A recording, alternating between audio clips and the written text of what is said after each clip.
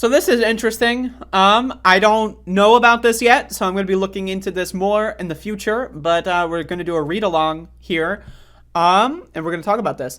What the USPS overhaul bill means for you. So apparently there's a USPS overhaul bill. This is the first I'm hearing of it. And again, I will definitely follow this. For those of you that don't know, one of my side hustles is I run an eBay store. So I'm very familiar with USPS. This affects me. So it's, a portion of my income on a monthly basis is connected to the USPS. When Donald Trump installed that, what was that fucker's name? What was his name? I forget his name. Threw out his, what was his name? I don't know. But anyway, when they installed that guy and he fucked up the USPS, DeJoy, that's it. Fucked up the USPS. That affected me because I had people complain to me, like, why is my package, like, hey, it's not me. What do you want me to fucking, like, get on my fucking bicycle and, like, I can't do that.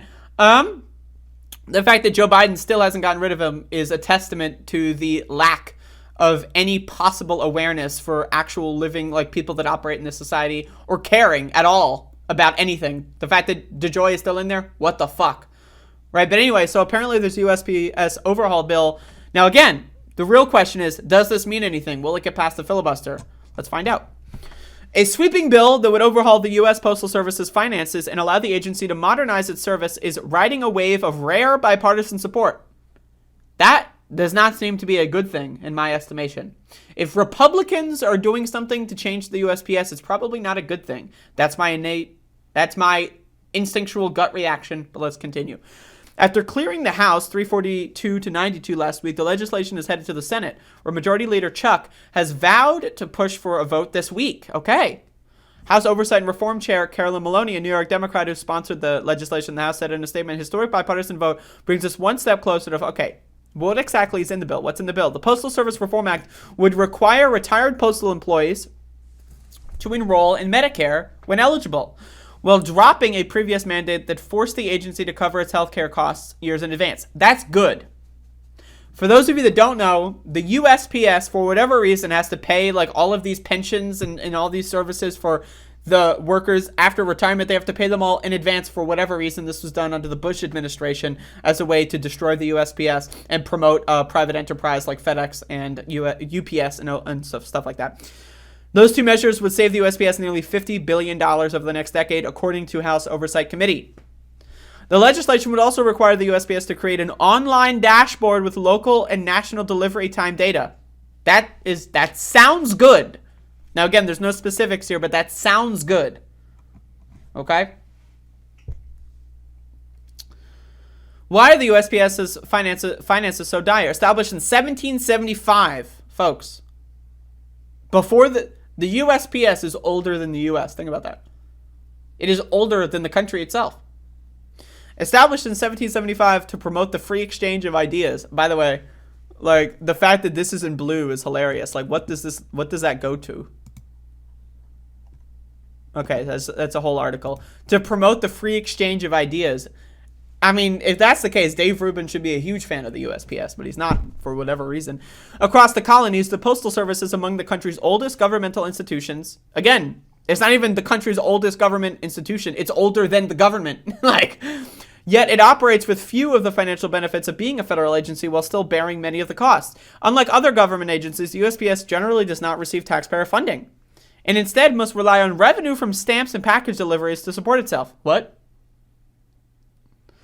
And unlike private courier services such as UPS or FedEx, the USPS does not get to set its own prices or excise unprofitable routes. Instead, Congress sets the postage rate and stipulates that the Postal Service delivers to all homes in America, which is good. It needs to go to all homes.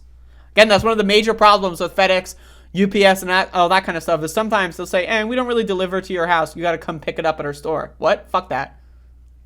Including a remote community in the Grand Canyon where the mail is delivered by mule. By mule. What the fuck? Whoops. Most recently, Postmaster General Louis DeJoy said that I don't care what he has to say. DeJoy said last year that fuck him. Fuck DeJoy. How has low funding hampered the USPS? Yeah, it fucked it. Things are delayed. There's no such thing as overnight anymore. There's no such thing as next day delivery. 2-day delivery no longer exists. Let's be honest. Does the bill go far enough to address the USPS's challenges? I just want to give a little personal story.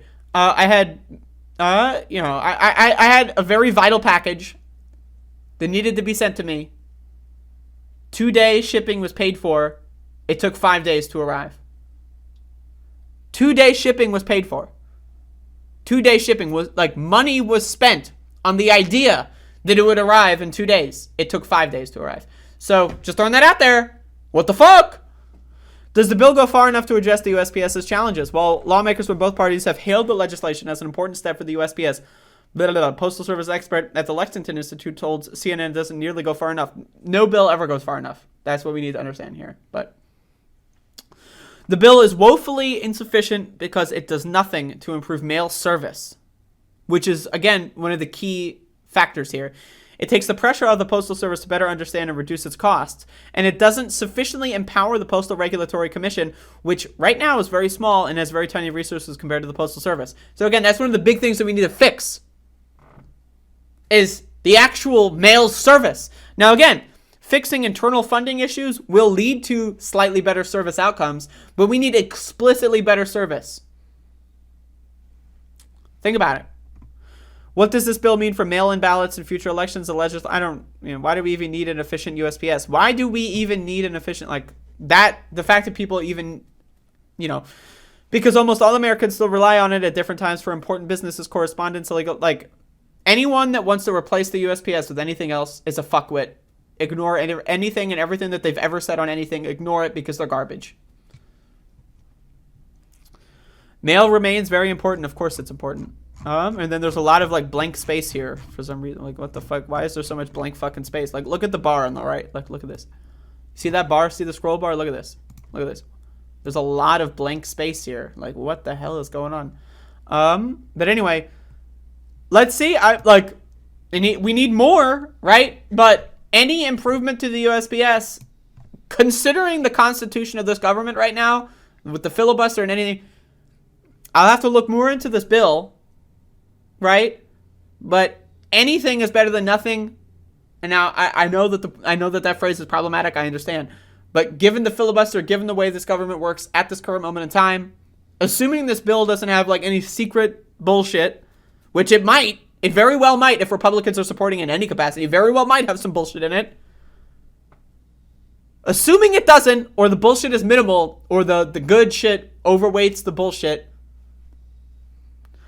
USPS needs significantly more funding, and we need to uninstall DeJoy. DeJoy should go to jail, honestly. He should go to jail for what he's done, but that's a whole different story. But again, we'll see how this goes.